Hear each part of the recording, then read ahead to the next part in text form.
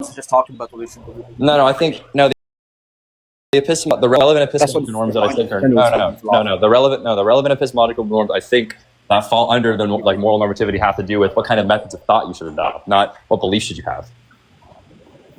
And so that to deal with justification or something irrelevant to justification? Yeah, it's relevant to justification.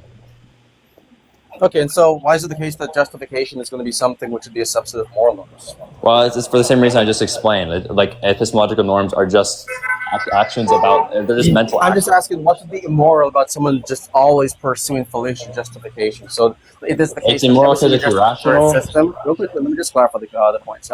So, like, let's say for any single argument that one gives or any single motivation that one has for a particular belief, it is the case that that specific motivation is going to be fallacious justification. What's immoral about that? Why do you think that's? Is there being irrational? Being irrational is immoral? I don't think irrationality entails immorality. I think irrationality is just a violation of epistemic norms, not necessarily a violation. No, I think rationality is a moral norm. So that just means that you're inflating the ontology of moral norms, right? I'm not inflating the ontology. It's just that whenever I conceptually categorize what it means to be a moral norm is just a norm which governs your behavior. That's what a moral norm is.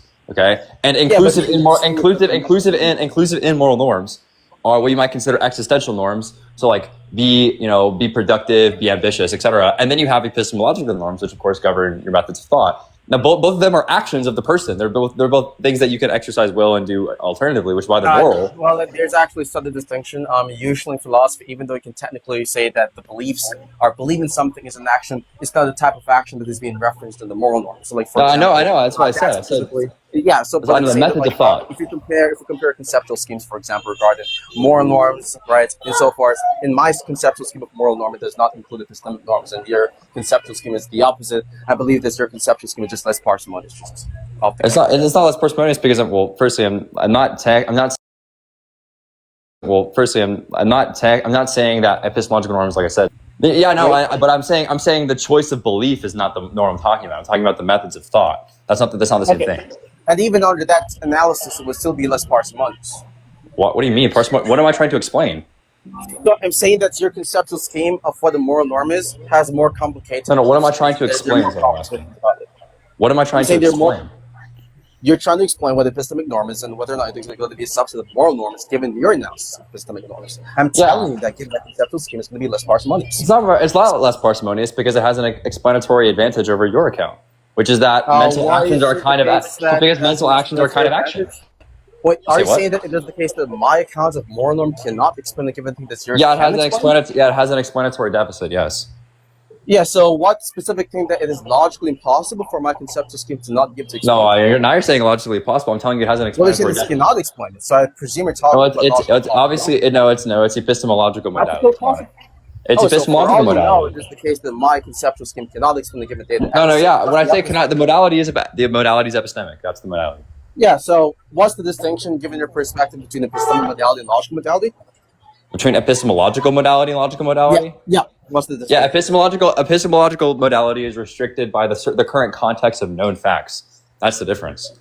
And so for example, like something could be. And so for example, like something could be. Logical.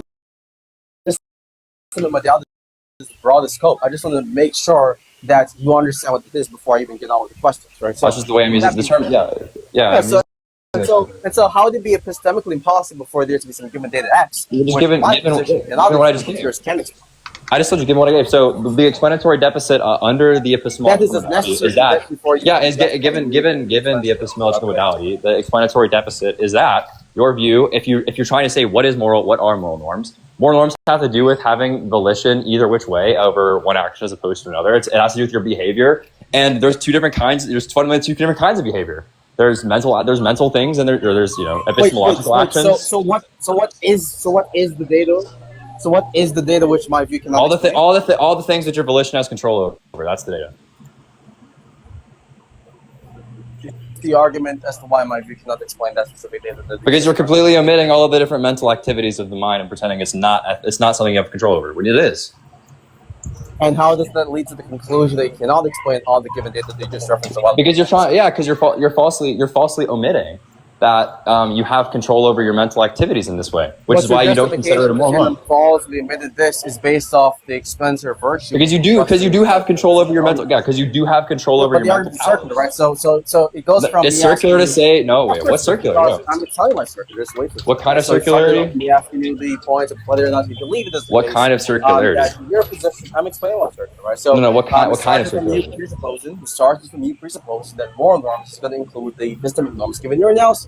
And then I said that my view is then afterwards you said as an explanatory deficit. Yeah, of course, yeah. And so now when I'm asking you for the justification for this, you're just saying that it is going to be the case. I just told you you're omitting the data that you have. I just told you the data you're omitting. In virtue of my conceptual scheme. I just told you the data you're omitting. I just told you the data. And I'm telling you that it doesn't follow from that specific proposition you're talking about. That it does. What do you mean? Yes, it does. Yeah. Oh, yes, it does. You're omitting data. What do you mean? Of course it does. Of course you have. Of course you have an explanatory deficit if you're omitting data. What do you mean? That doesn't follow. What do you mean? You're not explaining a set of the data. Of course it's less explanatory. What do you mean? Do you understand that if you're omitting the data, of course there's an explanatory deficit. What are you talking about? So I'm going to give an example, right? So if, for example, a scientist... No, wait, why are we pivoting from this point? We don't need an example of this. For example, a scientist... Apollo, we don't need an example for this. If you're omitting the data from the explanation, then there's an explanatory deficit. Like, if there's data you're leaving unexplained, there's an explanatory deficit. Like, why are we debating it? Unexplained. It could be the case my conceptual scheme explains the given part without it being the case that it categorizes that as a part of the category we're talking about. Right? So I told you you're omitting the fact that you're omitting it. You're omitting the data. Hold on, you're omitting the data. You're not explaining it. Wait, hold on. So if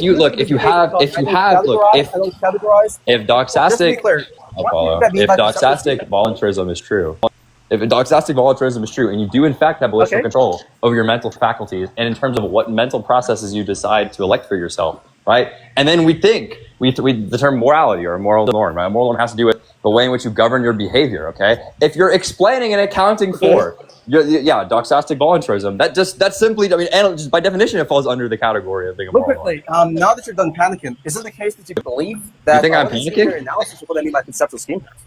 Right, what was your question? Yeah, why do you think I mean by conceptual scheme in this conversation? Just to be clear. What a pivot! Why would you ask me that? What? I would ask you this. We seem to know what a conceptual scheme was the entire time, and now we don't know. Well, I thought so, but it seems as if your current response. What did I say? What did I say that indicated I didn't know what that term meant? Why are you not going to answer my question? Why are you going to ask me this question? That's a dodge from the obvious point. It's not a dodge. It's a dodge. It is a dodge from the obvious point. I know what the term. I obviously know what the term means. If you think I'm using it wrong, then just correct me. Okay, so I know what it means. There's nothing wrong. You're telling me here. Okay, so assuming unjustifiably that you know the term or what the term means. You think it is the case that my conceptual scheme will not be explained. Is correct? I told you that if you take the term moral to mean the same thing I do. Alternative model. I'm telling you. Just calm down. I told you. If me and you both understand mutually what the term moral means, right, and we both have an understanding of what it means for something to be a moral norm. And then we also are trying to explain and categorize the fact that you have volitional control over your mental faculties. Then it would just follow, given if you know what the term moral means, that it would be a moral norm. Okay, so you understand that I'm talking about conceptual scheme. I'm talking about all the relevant concepts I use to basically explain the relevant data in the real world. I'm aware of what a conceptual scheme is. Okay, so I'm glad you're aware of this. Now, guess what the other thing you should be aware of. The other thing simply could have an alternative model outside of my analysis of moral norms, which explains the data that will be omitted by my position on moral norms. So it will not be the case that my conceptual scheme is not explained in full what the data actually is. No, you are. Given that we both understand what a moral norm is, you might use the term moral to just mean an existential norm, right? You might just semantically substitute those things. In which case, this is just a verbal dispute. When I say moral norms, I'm talking. You say what? Existential norms, you said? Yeah, I know. I said that might be what you're substituting moral from what I'm talking about. What do you think existential norm means? Just to be clear on this. Yeah. So I gave it's formed through contrast. So in my categorization of moral norms, there's like essentially two kinds of things you can do. You can act internally, so there's mental actions, and then you can will actions outside of yourself. So you can fucking run around, speak, right, things like that. Yeah. Now tie this back to the relevant point, please. Thank you. Right. The relevant point is that you might use the term moral norms in the way that I'm talking about existential norms, and that's why you think there's an inflation of the ontology. Okay, so it is not the case that this would be relevant insofar as I'm talking about, because you already granted that it would be the case. That technically speaking, my position. But I granted what would be the case. I granted what would be the case. You included something which yours is not included. But wait, I granted what would be the case. Wait, I granted what would be the case. Real quickly, do you believe it is the case that because wait, what do you think I granted? What do you think I granted? Hold on, what do you think I granted? You're panicking right now, right? You're panicking right now, right? So I'm telling You're just not answering my question. What do you think I just granted? You're asking me a question while I'm trying to make a point. So that's wait. You just said something. I'm getting clarity. I'm getting clarity on what you said. Why would you call me autistic? What did you say? You said I'm granting something. What do you think I'm granting? What do you think I'm granting? What do you think? Why are you trying to pack me right now when you're very obviously at a crossroads? Uh-oh, you obviously just stumbled into a roadblock because of your performance, and now you're trying to get meta. What do you think I just granted? What do you think I just granted? Yikes! What do you think I just granted? What do you think I just granted to you, Apollo? Is this a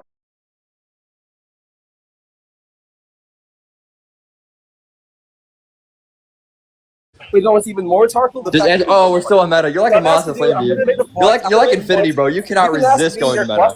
You cannot resist going to meta. Holy shit. So first you tried taking me into the jargon jungle, and then after I conquered you there, because I'm the jargon jaguar, then you decided to hit a roadblock and fucking steamroll. So just answer my question. Let's go back. Look, we can have the conversation. What do you think I granted? What do you think I granted?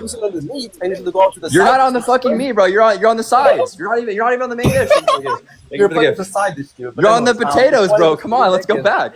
You're on the potatoes. Let's go back. I'm going to tell you here. What do you think I granted, Apollo? What do you think I granted you?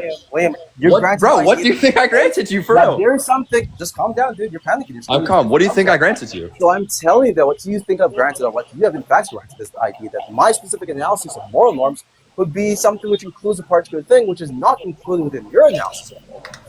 Wait, what? Sorry. So when I said it's possible that you're taking what I mean, hold on. I'm clarifying. I'm clarifying. Look, when I'm clarifying, look, whenever I asked, when I proposed, maybe it's the case that you're interpreting. You use the term moral to mean the same thing I mean by existential. Was that false? I don't even know what you mean by existential. I gave you an explanation. I explicated the concept. I explicated the concept. Moved on from the point. Wait, I explicated the concept. What do you mean? You just said in contrast. That's all you said. In contrast with what? I explained it to you. No, you didn't. You just said like two words. What do you mean? I literally gave you paradigmatic examples. What do you mean? To understand the unclear. I gave you paradigmatic examples and then I contrasted it. What do you mean? Like, what are you talking about? No, it doesn't. I very clearly explained the concept to you. Why are you gaslighting me? Yes, I did. I very clearly explained to you what I meant by an existential norm. Guilt trip me to believe, and I was not trying to. I'm not guilt tripping you. You're literally lying. Everyone in this live stream heard me explicate the concept of existential norm. I'm pretty sure everyone. Yes, each and every single person, me and you, bro. We both heard this, and you're lying. What do you mean? And then you decided to go to.